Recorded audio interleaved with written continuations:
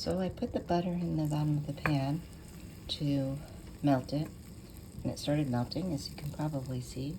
And I then added the flour and am continuously stirring so the flour doesn't burn, and making sure that the raw flour gets buttered up.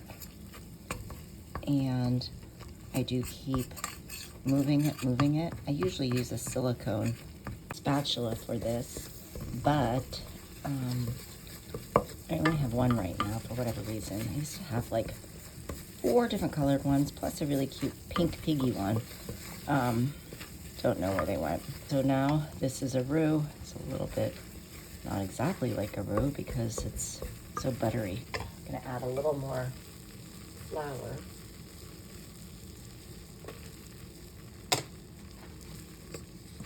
And you can see that when it's really a roux, it's thick like that. There we go. That is better. Now that that's done, we add our milk. So we've poured in the milk.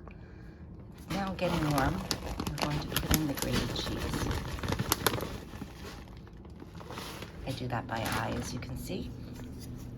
And we're going to make this a cheesy sauce. And either when you're done, which I'm gonna do today, the sort of faster method of making mac and cheese is to throw the macaroni in, which I will do as this melts and makes a cheese sauce. Or if you're making actually a baked macaroni and cheese, I put my macaroni into the lasagna pan and then I pour the cheese sauce over it and mix it in. Today I'm making the kids' lunch, and so I am going to do the faster thing, which is just to make this cheese sauce and throw the mini penne is the kind of macaroni I use today. I'm going to add a little more cheese because I can absorb a little more cheese in here. I'll do this by sort of look to see how thick the cheesy sauce is. And that's gonna be about right for me. And then of course, if you put too much cheese in, you can add a little bit more milk until you get to the right consistency. But this is gonna be about right for what I want.